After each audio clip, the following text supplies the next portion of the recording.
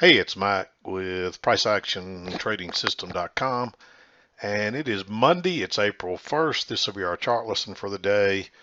And before we get started, a couple of things. I hope everybody had a great Easter.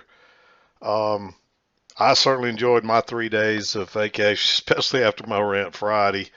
I do want to say I'm going to make a small announcement here. I really hashed over everything from Friday over the weekend. It's not just from Friday because, like I said, I let that stuff just kind of roll off my back. And people say, things people say in chat rooms and even stuff people send me, that's kind of goes against what I feel or what I say.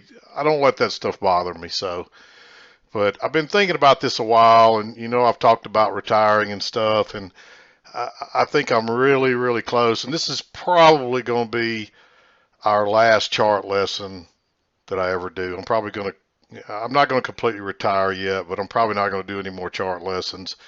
And I'm going to take a step back and kind of figure out what I want to do. And I may make another announcement here in a week or two that I'm done for good. I'm just not sure yet, but I just think it's time.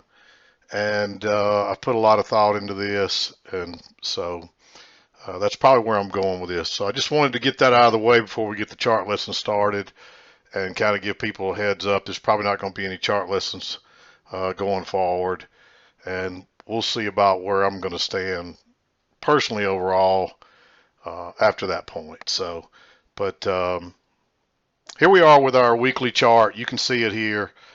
We had a big bearish day today. We actually made another new high before we turned down. It's a big engulfing bar. We didn't quite close on our low, but it's a pretty bearish day. So we'll see if we get any follow through buying. Looking at the green channel here, um, it looks like we might have finally found our highs on it yet now, because you can see all this stuff from the midline here seems to be fitting well. I still wouldn't say it's right yet. We'll see if we go any higher. The gray channel, it looks like if it's correct, it looks like we're going to have an overshoot on it and one more push up to a new high. So we'll see what happens there. We could get one more little push higher. Sometimes you'll get those three pushes at the end. Don't bank on that. Don't use that to trade, but just kind of wait and see what happens. So, but there it is on the daily chart. Let's flip over to the intraday chart and we'll go from there. Okay, here's a look at our daily chart, and I'm going to say one more thing before we get started on this chart. Most all y'all should know by now it's April Fool's Day, and so if you think I'm going anywhere, I've pulled a fast one on you because it is April Fool's Day, and I feel kind of bad doing it, but another trader suggested that I do it, so I did it. But I'm not going anywhere yet. When I retire, you'll know, and you'll know well in advance.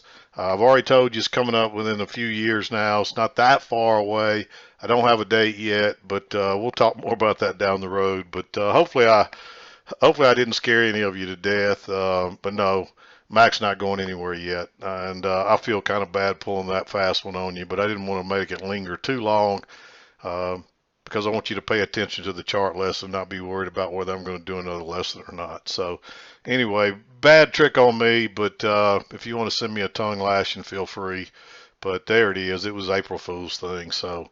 I hope you got a kick out of it and didn't make anybody of you too mad at me. But anyway, here's our chart for today. Let's get to that and let's get back to the real world. No more tricks and no more April Fools for you today. The only probably trick you got was you might have got tricked by this chart. And actually, it was mostly all downhill today, so it was a fairly easy day. This was an easy channel to find. It's just a spiking channel down. I showed it to you early, so if you didn't have it and you're a premium member, you should have had it. The only thing I'll say is it's hard to know if this was an overshoot here because it's fitting really nicely all the way down until here where it doesn't quite match anymore. We're not quite getting back to the midline. We're turning down early.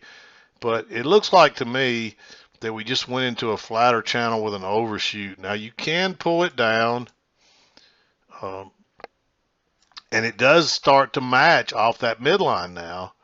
But things don't match quite as well up here. They still match, so maybe it's not an overshoot. Maybe I just had the channel wrong, and we should have been playing off the midline all the way down here. It didn't matter if you saw it like this or if you saw it you should have at least known because we weren't turning down off the midline here, that there's some other kind of trend line, and draw it like I did. So, and then if you draw this other channel, you get the break, move to a new low, then we finally run back up to the highs, and we turn down one more time, and then we reverse. This reversal really makes me think that I had it right to begin with here, because it does fit well here, and this is an overshoot which led to a reversal. So it doesn't really matter how you saw it. No matter how you saw it, you should have at least drawn this other. When you start turning down like that early for no reason, there's probably a trend line there.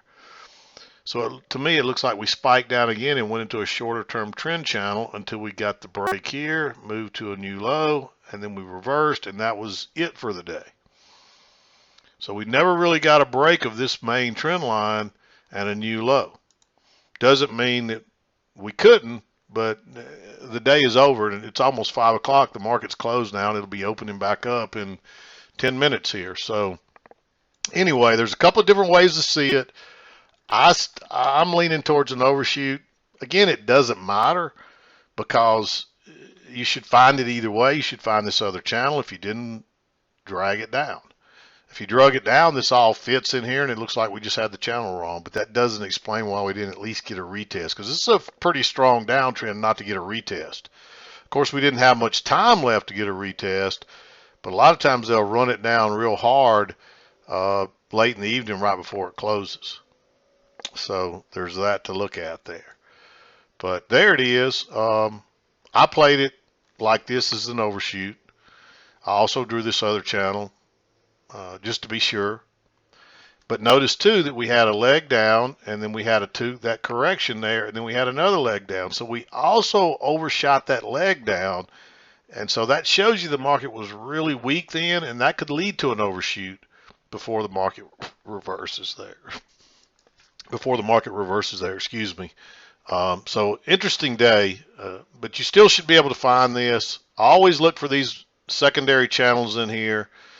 And we did have this one coming down. We had a break and a new low, but it keeps going. When that happens, there's probably another channel there.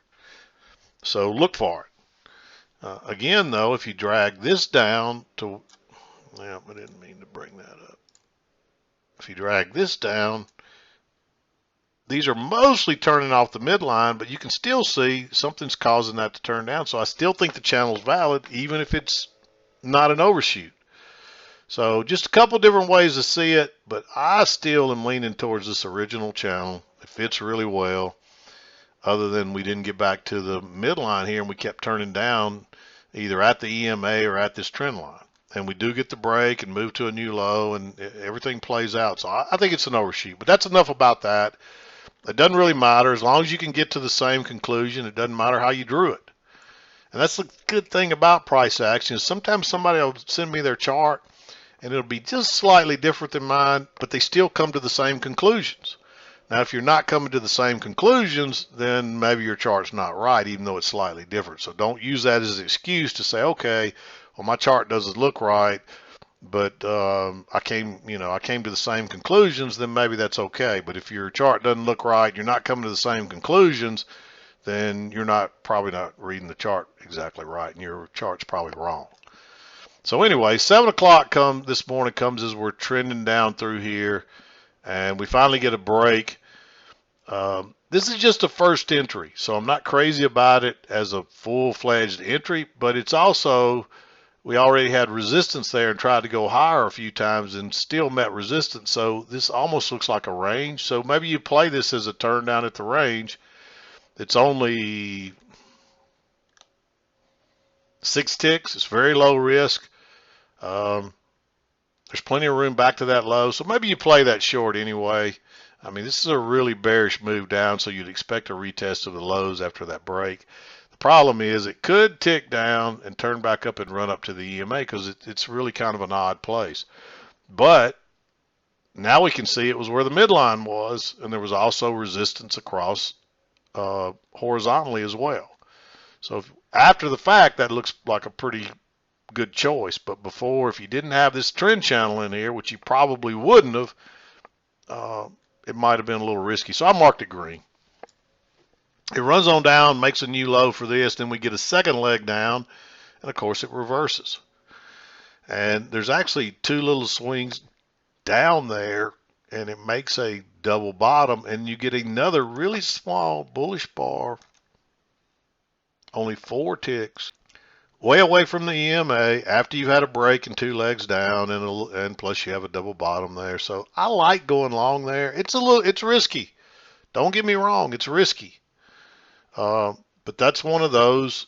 This might end up just being a range day. And the other thing I meant to tell you is notice that where it made this double bottom basically is right where it filled the gap. There was a gap from where the highs were the previous trading day to where we opened, or where we closed and opened, but really it's where those highs are. And so it's kind of filling the gap. Now they may want to come all the way to here and fill the open gap as well, so there might be something bigger here still coming lower, but that's another reason to consider going long there, because it's a retest of this breakout area and the gap there that we just finally retested, and it made a double bottom there. So that gives it that's another reason that you wouldn't normally see there, but you see now. It's something else. It's just another clue that maybe we're going to bounce from here, at least back to the EMA. Because look how long we've been away from it. We're way overdue. And all this EMA is a 21 bar average of all the bars combined. And that's why prices continually come back to it. We've figured out that 21 is an important number. We've tested other numbers too. They work too, but this one is the sweet spot, the 21 bar. And so that's why we use it. And when prices come back to it, it's important to pay attention to it. And then how they react around it. So anyway, we bounce here. You get a couple of legs up. There is a second entry short there. It's a hidden one. Notice you're coming up and you get the move down, then another one. But we're just kind of in no man's land there. So and you still got the channel working on. I'm not crazy about taking that one. If you took it, it works. I believe it works. Let me measure that before I tell you that. I'm pretty sure it works. Yeah, you got 2.5 points, so it easily works. But I'm not crazy about that one. I would wait. But anyway, we move back up, and now we turn down. Where you set your trend line, you come back and test it here. That one's really tempting. I did not mark it, and the reason is because you get another inside bar, and it doesn't break lower below it until this next bar. So that makes it look congested. It concerns me going short where we bounced across there. It's hard to know why we're turning down here. It's still part of this resistance, except it's gone a little higher. So in the end, I think it's all part of that same resistance, but there's also a trend line there. So looking back after the fact, I'd probably enter there anyway, but in real time, that's hard to do because you don't know exactly what prices are doing. It turns out obvious in the end, but at this point, early in the morning, when prices are just right here, you don't know what's coming next. So it's congested. It's a little higher than the previous resistance. Maybe there's a trend line there, but you just don't know yet. So it's a little risky. I didn't mark it. We come back here again, but you just don't get a good signal bar, and then it's congested again, and you never really get a good signal bar. It's obvious now there's a range across there too, but it's obvious that something's holding it back. So our trend line is confirmed. So if you get another good setup there, take it. But it drops on down. If there had been a good signal bar there, I might have taken it, as long as there's room to scalp out, and that would have got you in that. But there wasn't, so we don't take it. But now you come back, you get a close outside new high. Where does it turn down? Right at the key entry point, closes right at it. It's not a perfect signal bar, but it's a second entry. It's right at the key entry point. It's a pullback to test this breakout area here. You got everything you need to go short there. Maybe you take that. It's a little aggressive because the signal bar is not great. But, if you look at it, it's only 7 ticks, which is pretty low risk. And another tick or two, and you could say, oh, okay, that closes in this lower third. But it's not quite there, so I made it green. Drops on down. You got another channel, short-term micro channel working there. You get a break and 2 legs back to the EMA. This doesn't make an equal high, but this is close enough. If you want to, if you want to be aggressive, this is where you want to do it. It's clearly a two-legged pullback and a downtrend to the EMA. This one was hard to pass up if you did. You followed the rules because it doesn't quite make an equal high, but I think that trade's all right if you took it. There is a lower high here, but it's an engulfing bar. You got to wait till it closes. Now you've got a double bottom here.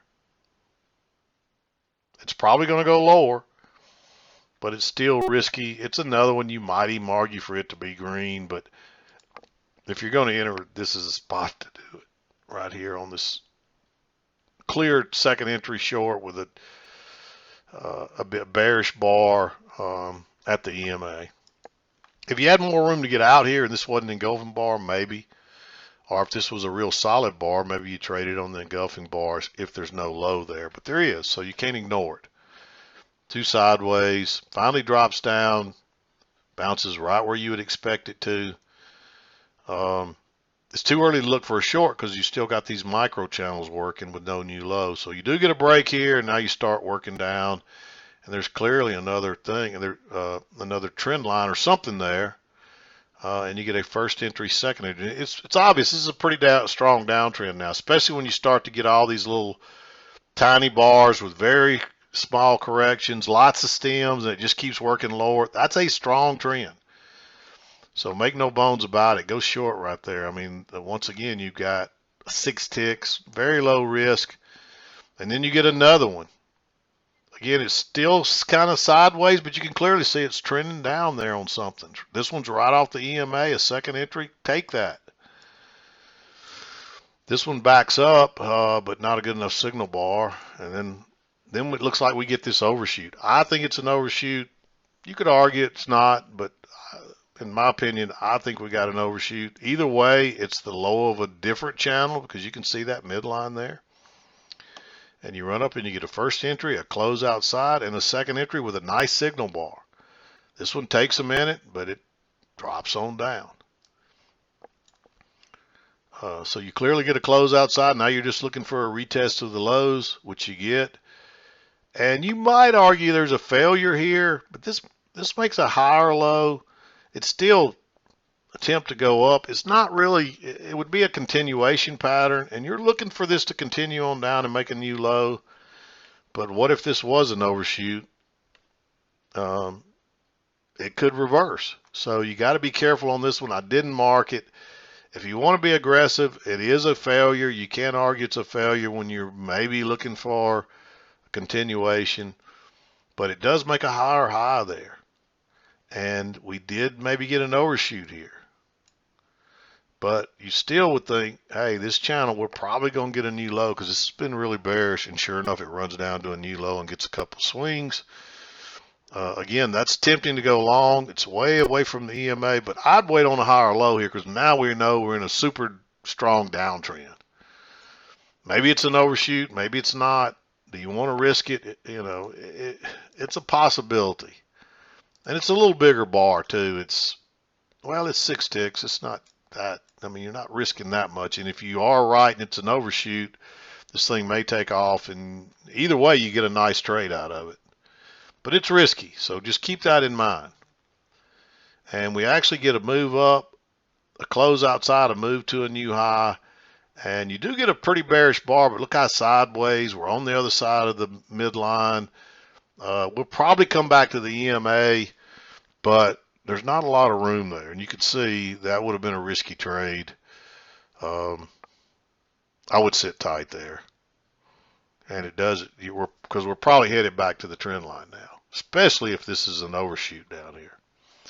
Sure enough, we head up here, but what happens? We get to that original trend line, and you made it.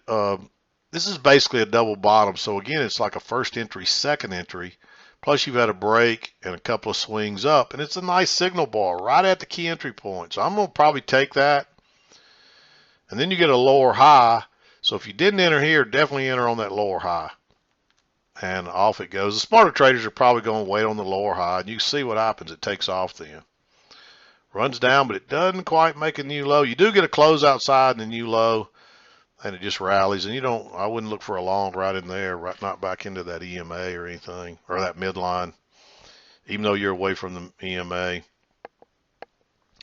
And then you're just chopping back into this trend line, and luckily you don't really get a good set. You might argue here, but this is like a third entry, and it's an inside bar. That's not the signal bar, so if you'd enter there, it probably works, but luckily you don't get another entry over here that would trap you, and that's why we wait on the right setup and the right signal bar. And then we confirm that trend line there, and next thing you know, we're going higher off this trend line. I don't see anything here you can trade to the upside, and I don't really like anything to the downside either. There might be a trap here, but you can't go short into that trend line this late in the day. I think it would have worked, but it's not worth risking. And so now you get your break, it runs to a new high, and then we sell off after that for the most part. And the market has opened back up. It looks like it's headed lower, so we'll see where it goes from here. But we had a little stretch of nice trades in here early on. You just had to be patient, or you had to be aggressive. And for most of you, I have it in the disclaimer at the beginning that these green ones they meet our criteria, but there's something about them that makes them aggressive. So they're not for most of the traders. The red ones are the blue ones, and I'm considering maybe coming up with a different color for trades that are more advanced but still meet the criteria rather than just being red or blue. I didn't see anything today that was kind of on that borderline, but I'm probably going to come up with a separate color to maybe just make it easier. And that way you automatically know it's an aggressive trade that you probably should stay. If you're not experienced, you should stay away. And that's things like reversals and so forth. Most of you do not need to be trading reversals. They're difficult. You need to be experienced, and you need to be consistently profitable, because if not, you're going to hurt yourself with them. And I don't teach them in the manual for a reason, because you need to learn them organically. So much of this comes to you through experience doing it every day. And what I've come to learn is that a lot of people can learn the basics. They can learn to read the chart. They can learn to find the setups fairly consistently after the fact.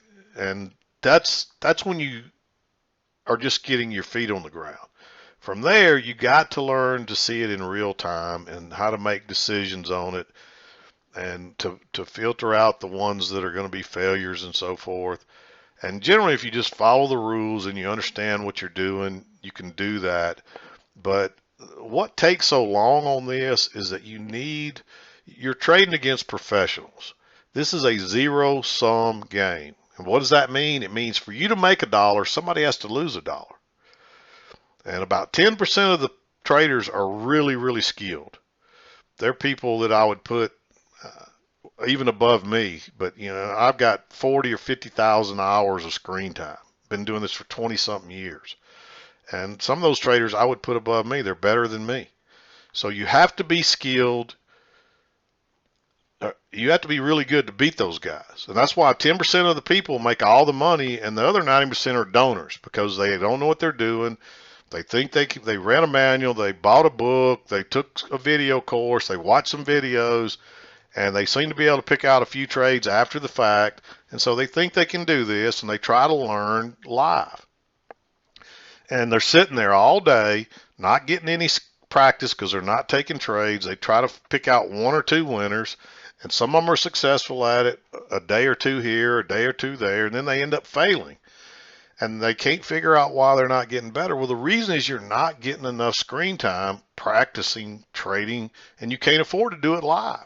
So you have to be on the simulator. So your goal should be to get on the simulator. Make sure you hear this, because I say it all the time and people miss it. Get on the simulator. Stop trying to trade live. Stop being a donator. Get on the simulator. Take every trade. You don't want to be trying to take 2 or 3 trades a day and getting it right. If you're sim trade, you want to take every trade you see that you think fits our criteria, and don't worry if you're right or wrong. If you think it fits the criteria, take the trade. And then at the end of the day, that's when you worry about were you wrong or right. And by doing that, you get practice trading, and you get practice, you get your tendencies and your trades to study, so you figure out where you are messing up, what your bad tendencies are and what your good tendencies are, not what Mac's are, not what some other traders are. You need to know your tendencies, and you need to improve your skill set, not somebody else's. So it doesn't help. Mentors don't help that much. Yeah, they can teach you the basics and the keys, and just like if you're trying to learn the piano, they can teach you that. But once you've got that, it's on you. There's nobody that can help you. It's up to you to go out there and how do you become a skilled piano player that plays professionally? Through repetition and practice, day after day, long hours of every day playing and getting better and better and better. Nobody can help you at that point. It's up to you to become a professional. And it's the same thing. Trading is no different. Once you can read this chart, once I've taught you the basics, the rest is up to you. Mentors, somebody mentoring you, somebody helping you does not help that much. Get on the dadgum simulator, trade all day long as much as you can, take every trade you think meets the criteria, study those trades at the end of the day, figure out, study every one of them over and over and figure out what you did right, what you did wrong, and the next day correct it and go back and do it again. You'd be shocked at how much faster and better you get doing that, because that's what you need. You need screen time, doing the actual thing with real live data. And you can't afford to do that trading live because you'll lose all your money in a few weeks or a few months, if not sooner, in a few days probably. A lot of you lose all your little bit of trading count in a few days. You think you're going to do this with 2,500, and once you get good enough to do this, all you need is about 3 times your needed margin. So if you're trading singles, you don't need a lot of margin once you're consistently profitable. But until you get there, you're blowing all your margin. So you got to get consistently profitable first, and then you need probably 3 times your needed. That gives you a chance to have a couple of losses, a handful of losses, and not go broke, and still have enough margin there to still trade every day. But once you're consistently profitable, you probably won't have that many losses. You'll get a bunch of wins in a row, and you'll build your account up, and yeah, you might get a loss in there somewhere, but it doesn't break your account. So listen to me. I can't say this enough or often enough, or people don't hear it or whatever. Don't try to trade live, because I can tell you right now, you're going to be a donor. That's all you're going to be. This is too difficult. There's too many skilled traders. That's why 10% of the traders take 90% of the money, because they're the skilled ones, and the rest are all donators flopping around out there with no idea what they're doing. They got unrealistic expectations of what this takes. You can't read a book and a manual and study for a couple of months and do this. I don't care what your IQ is. I don't care how smart you are. And probably the higher your IQ and the smarter you are, the harder it is, because prices don't move based on common sense. They do just the opposite. So common sense doesn't help you here. In fact, it hurts you. You got to know what prices do, and that's where our rules come in and help you. If you can understand the rules, that helps you not to, like on a breakout of a range. Common sense and just about every trading routine I've seen says to go short right here. Well, even this big move, they come back and take it all back in a minute before it actually goes lower. And if you know that, you know to be careful getting short here, and you wait for the retest and see what prices are going to do, or are you going to wait and see if they get back in the range, what they usually do. This is not a super big range. This is more of a downtrend. But prices still came back. They still failed on the breakout and came back. Yeah, you might have got a scalp, but most of these are telling you to enter there and put your stop up here, and next thing you know, you're stopped out. And then prices went exactly where you thought they were. But if you follow our rules, you know not to do that. So anyway, this is getting too long. Again, I apologize for the April Fool's thing. Hopefully you got a kick out of it and it didn't scare some of you to death or make any of you mad at me or anything. It's just a little fun for the day. We needed some light fun instead of me constantly bickering and ranting at you. But and then I ended up doing it again anyway. But I want you to hear that message about why this takes so long. You got to have the skill set. This is a skill. And there's no skill that you can read a book and practice for a week or two and be good at, unless you're just a natural born. And I bet you there's not 1 in a million natural born traders. There's probably not even that many. It's probably one in a 100 million. I don't know. It's rare, very very rare. I don't know anybody that ever comes in and does this right out of the gate and is successful at it. Most have unrealistic expectations. They don't. They come in thinking they're going to do this in a couple of months, and when they don't, they either go live too soon or they just give up. Say, I can't do this. I don't have that kind of time. I can't commit that kind of time. And if you're trying to do this part time, it takes even longer. And most of you have to do it part time because most of you can't afford. You have a job and you can't afford to quit it, and you can't quit it till you start making money. So this is going to take you even longer because you're not getting the amount of skill. That's why you need to take advantage of that simulator every day with that live data. That's the only way to get better, to see it in real time and get better at it, because you can't afford to do it live. Trust me. Anyway, I'm going to wrap it up. Hope everybody had a great extended weekend. I know I did. I came back rested and fired up to get back to work today. And no, I'm not retiring. Again, I apologize for that. But I'm going to wrap it up. We'll be back again tomorrow to do it tomorrow. I'm done for today. This is Mac with PriceActionTradingSystem.com, and we'll see you next time.